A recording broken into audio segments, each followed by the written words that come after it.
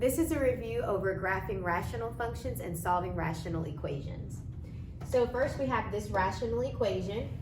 I have x minus 2 and x plus 3's in the denominator. So that is what I'm going to multiply this entire equation by. X minus 2 and x plus 3. So when I multiply this to the first one, I'll have x times x minus 2 times x plus 3. When I multiply these two by the middle term, I'll have x times x minus 2 times x plus 3. And then multiply these two items by 10, I'll have x minus 2 times x plus 3. Notice those will cancel out, and I'm left with x times x plus 3. X plus 3 and this x plus 3 will cancel out, and I'm left with x times x minus 2 equals, these two cancel out with these two, so I'm left with 10. So notice how multiplying by the common denominator gets rid of the fraction. Now I can solve this easily. X times x is x squared. This is plus 3x. This is x squared minus 2x equals 10. X squared plus x squared is 2x squared. 3x minus 2x is just x. And you can move this 10 to this side, making it a minus 10. Now all you have to do is factor and solve. I need two numbers that multiply to negative 20. 2 times negative 10 is negative 20, and add to 1. That will be 5 and negative 4. If you multiply them, you get negative 20. If you add them, you get 1. So this can be written as 2x squared plus 5x minus 4x minus 10. So the 2x squared and the minus 10 stayed the same, but instead of writing x, I wrote 5x minus 4x. Split it down the middle and get the greatest common factor. These can both be divided by x. So x is pulled out. I'm left with 2x plus 5. These can both be divided by a negative 2. So negative 2 is on the outside. Negative 4 divided by negative 2 is a positive 2. Negative 10 divided by negative 2 is a positive 5. So notice, these two match. That is one of your factors. I'll put it up here. And what is on the outside is your other factor. And you're going to solve.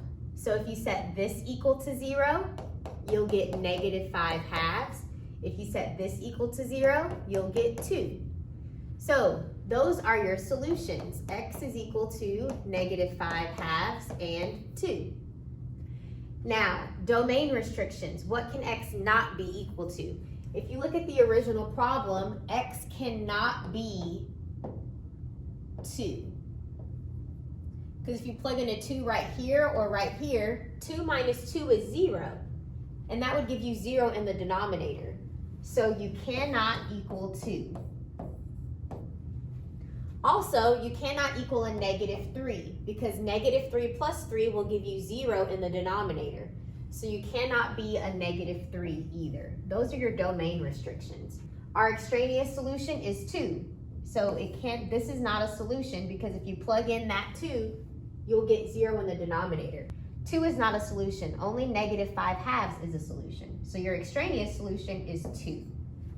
So when we solved the problem, we got 2 answers. However, this one cannot be an answer because if you plug it back in, you'll get 0 in the denominator. So that is your extraneous solution, and negative 5 halves is your solution. All right, let's do this one. This denominator, let's factor it. These can both be divided by an x. So x is on the outside, and you're left with x minus 5. So this problem can be written like this. Now, your common denominator, I see an x in the denominator, and I see x minus 5's in the denominator. So that's what I'm going to multiply by, x times x minus 5. So when I distribute this over here, this will be x times x minus 5. Distribute it to this one, x times x minus 5. And distribute it to this one. It'll be x times x minus 5. So let me get rid of the parentheses. This is what it will look like. So notice the x minus 5 and the x minus 5 cancel. I'm left with 7x. The x's cancel out. I'm left with minus 3 times an x minus 5. And then for this one, those cancel. I'm left with 3x. Those cancel. I'm left with 3x plus 20. So this is the equation that I'm going to solve. I have 7x minus 3x plus 15 equals 3x plus 20. So I can move the x's to one side, subtract 3x, and subtract 3x. So 7 minus 3x minus 3x, this is x. And then I have a plus 15 equals 20. And subtract 15 from both sides, you get x is equal to 5. However, notice, when I solved, I got 5, but if you were to plug 5 back into here, it would give you 0 in the denominator right here. So that means 5 is actually not an answer. That's an extraneous solution. So that means there is no solution, because the answer that I got will give you 0 if you plug it into the denominator. So that's an extraneous solution. Your domain restrictions: x cannot be 5, because if you plug it in, you get 0 in the denominator, and x cannot be 0, because for this one, if you put a 0 right here, you'll get 0 in the denominator. So it can't be 0 either. Okay, for this one, we want to know, where is this graph less than or equal to 0? First of all, I have 1, 2, 3 x's. So this is going to be an x cubed graph, which looks like that. So this factor will give you the x-intercept 6. This factor will give you the x-intercept negative 4/3. This factor will give you the x value 1/2. I'm setting each of these equal to 0 and solving. I'll demonstrate that with this one. So 4x minus 2, set it equal to 0 and solve. Add 2. So you get 4x equals 2. Then divide by 4. So you get x is equal to, this simplifies to 1/2. That's how we got this. That's how we get all of these. So these are your x-intercepts. You have an x-intercept at 6. You have an x-intercept at negative 4/3. I'll just call this negative 4/3. And you have an x-intercept at 1/2. And it's going to look like this, a cubic graph. So you start down here, you go through your x-intercepts. That's what the graph looks like. We want to know, where is this graph? Where is this polynomial less than or equal to 0? Well, let me highlight the part that's less than or equal to 0. This part is less than or equal to 0, and this part is less than or equal to 0. So that means your answer is negative infinity to negative 4/3. And this is an equal sign, so I'm going to have a bracket. And then 1/2 to 6. This is the intervals. This is the interval where your graph is less than or equal to 0. Let's try this one. I have 2, 3, 4, 5, 6, 7 x's. This is x to the 7th, so it will also look like that. So we're going to set each of these equal to 0 to find the x-intercepts. So this one, 3x squared plus 5, set it equal to 0 and solve. So subtract 5, you get 3x squared equals negative 5. Divide by 3. So you get x squared is equal to negative 5/3. And then you square root both sides. But look, whenever you have a negative inside of the square root symbol, you're going to get an imaginary answer. Since it's imaginary, you can just ignore this. When you graph it, you're not going to see it. It's imaginary. So you can ignore this one. Ignore, because it's imaginary, okay? Let's move on to the next one. X minus 7, set it equal to 0, and solve. You have to add 7 to both sides, so you get x is equal to 7. I'll go ahead and graph it. 1, 2, 3, 4, 5, 6, 7. That's one of your x-intercepts. And then this one. X plus 4, set it equal to 0, and solve. Subtract 4 from both sides, you get x is negative 4. Right there. Okay, now notice, this one has a 3. That is odd multiplicity. When your multiplicity is odd, you are going to pass through that point, okay? This multiplicity is even. When you have even multiplicity, you will bounce off of it. Bounce off. Some textbooks will describe it as it is tangent, okay? You are not going to pass through 7. So we're going to start down here. Negative 4, the multiplicity was odd, so we're going to pass through that point. For 7, it's even multiplicity, so you're going to bounce off. So we're going to go to it and bounce off of it. We do not go through the 7. So this is what your graph looks like. Now, this time it wants less than 0. Less than 0. So let me highlight where less than 0 is. This is less than 0, not including the 0, just less than 0. And the rest is above 0. So that means your interval is from negative infinity to negative 4. And we are doing a parenthesis on negative 4 because we have a less than symbol. If it was an equal symbol, then we would say negative infinity to negative 4 with a bracket. That's if it was less than or equal to, but it is not. It's only less than. So this is your answer. Okay, another one. We need to factor it first. So we're going to split it down the middle. These two can both be divided by x squared. So x squared is on the outside, and this simplifies to x minus 3. This side can both be divided by a negative 49. So negative 49 is on the outside. This simplifies to x. 147 divided by a negative 49 is a negative 3. What matches is one of your factors. What's on the other side is your other factor.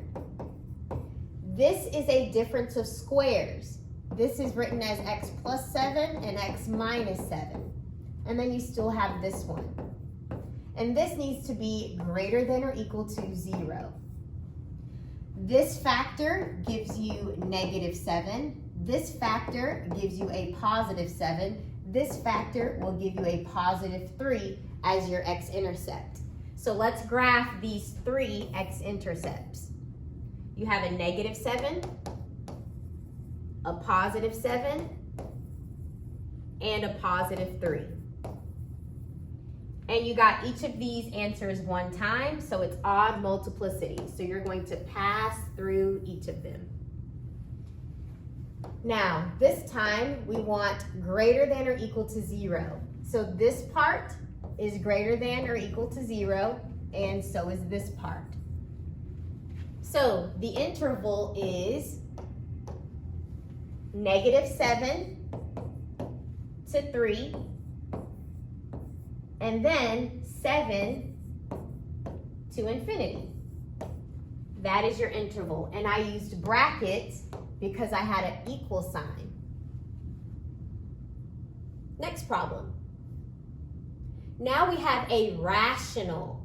Whenever you have a rational inequality, you first need to find the vertical asymptote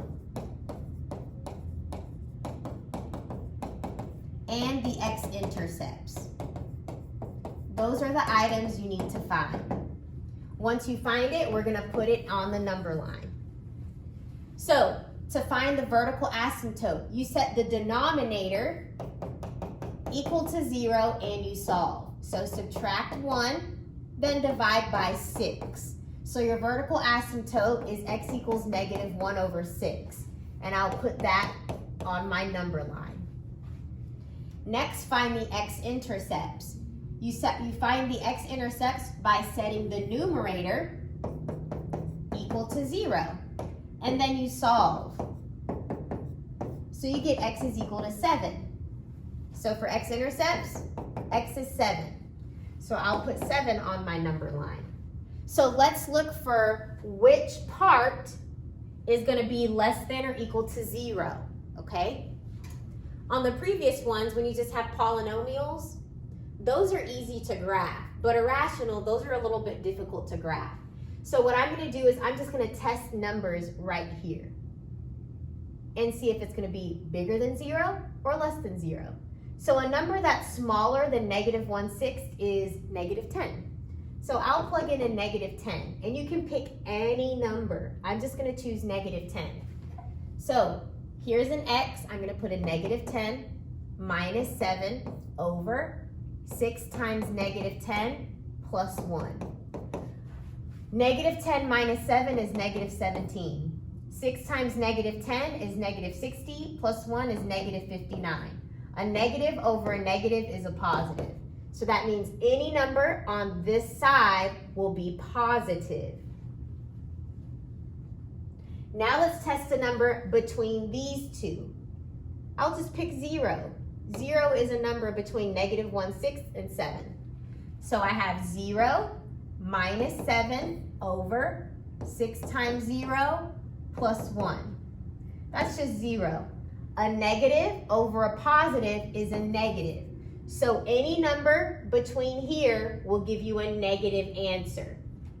Now let's test this interval. Pick a number bigger than 7. I'll choose 10. So if I plug in a 10 here, I'll get 10 minus 7 over 6 times 10 plus 1.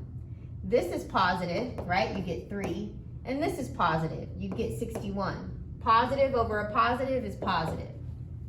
Okay, so now I know which parts of the graph would be positive or negative. I want the part that's less than or equal to 0. That's this section.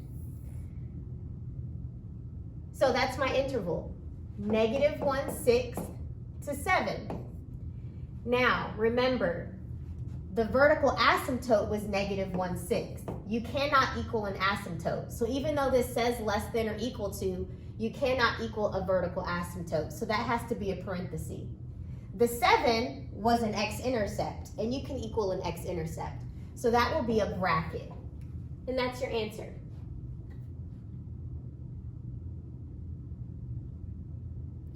Okay. Now we are finding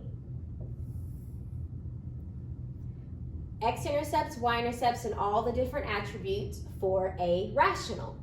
So to find the x-intercept, you set the numerator equal to 0. So you'll get x is equal to negative 3/2. So that is your point. That is the x-intercept. I'll go ahead and graph it. It's at negative 3/2.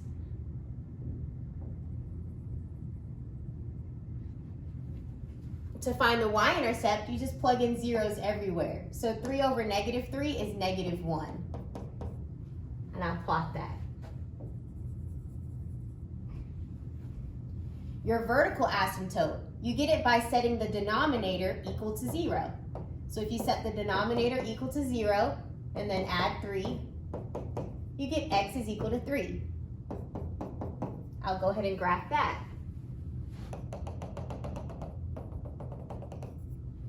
This is your vertical asymptote. Your horizontal asymptote, since you have an x in the numerator and an x in the denominator, they're the same. So you just divide the coefficients. So you have 2 over 1, which is just 2. So your horizontal asymptote is at 2. I'll go ahead and graph that. You do not have a slant asymptote. You only have a slant asymptote whenever the numerator is 1 degree greater than the denominator. So pretend this was a 2 and this one was a 1, then you would have a slant asymptote. But since they're the same, you do not have one. All right, so I'm gonna go ahead and graph it. I'm gonna go through my points here. So get close to the asymptote, go through your points, and get close to the asymptote. Your other one will be up here. They're always gonna be opposites from each other. So the end behavior at the vertical asymptote. Your vertical asymptote is at 3. So the limit as x goes to 3 from the positive side.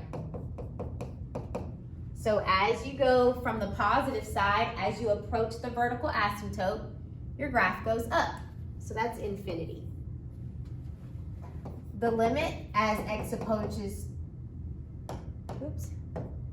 the limit as x approaches 3 from the negative side of the graph.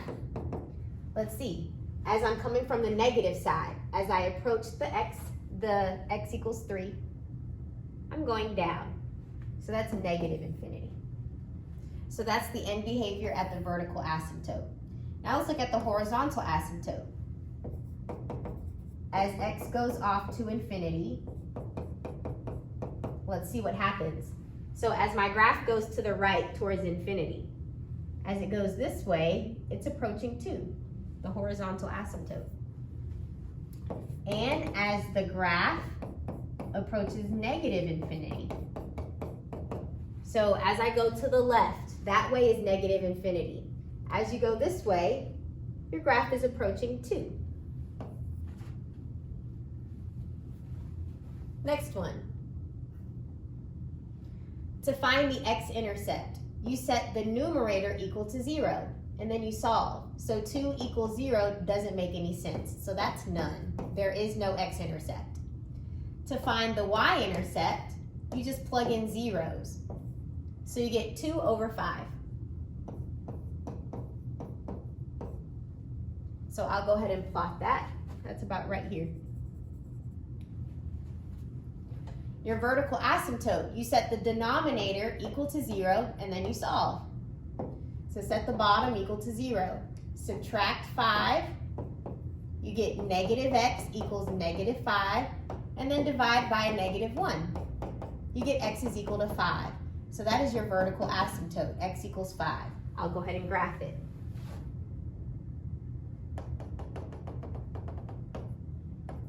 That's your vertical asymptote.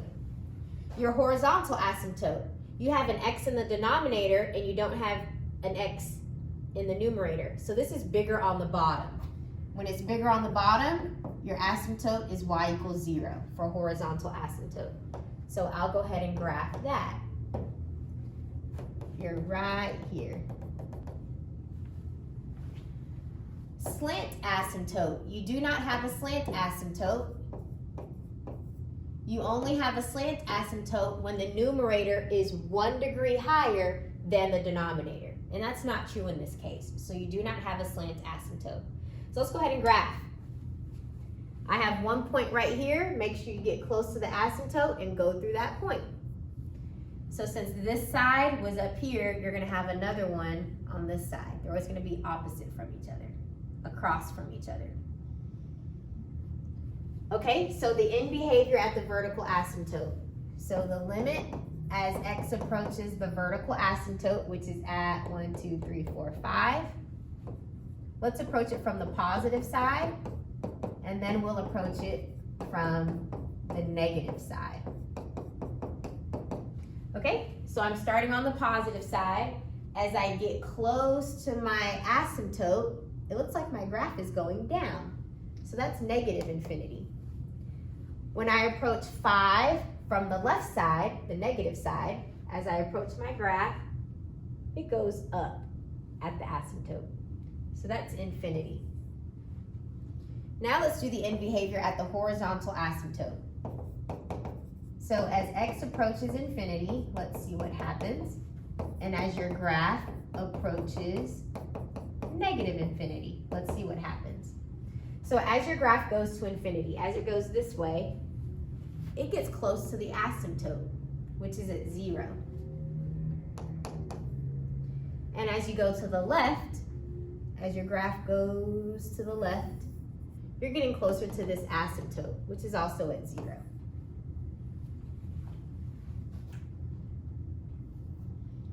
Let's try another rational problem. So I'm going to factor the numerator. This is a difference of squares. So this can be written as x plus 4 times x minus 4 divided by x. Now let's find the x-intercepts. To find the x-intercepts, you set the numerator equal to 0. So this one will give you a -4, and this one will give you a +4. So I'll go ahead and graph those.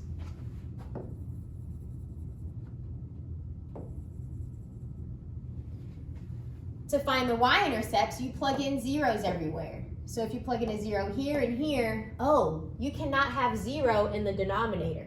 So that means there is no y-intercept, because when you plugged in zeros, you got 0 in the denominator, and that's never allowed. So that's none. Vertical asymptote, you set the denominator equal to 0, and you just get y equals 0. So I'll go ahead and draw the vertical asymptote. It's at y equals 0. I'm sorry, x equals 0. This is your vertical asymptote. Your horizontal asymptote, since it is bigger on top, you do not have one. However, you have a slant asymptote because the degree of the numerator, which is a 2, is 1 degree higher than the degree in the denominator. So what we're going to do to find the slant asymptote is divide. So I have x squared minus 16 divided by x. X times x will give you x squared. From here, you subtract. So that cancels out. You bring down the next thing. X, nothing times x will give you a -16. So we're done. This is your slant asymptote. It is at y equals x. So I'll go ahead and graph that. This is the diagonal line. Okay, so this is your slant asymptote. It goes through the origin and the slope is just 1. So that's your slant asymptote. So now we can graph our rational function. Get close to the asymptote and you're going through the point that you drew. Get close to the asymptote, go through the point that you drew, and continue being close to the asymptote.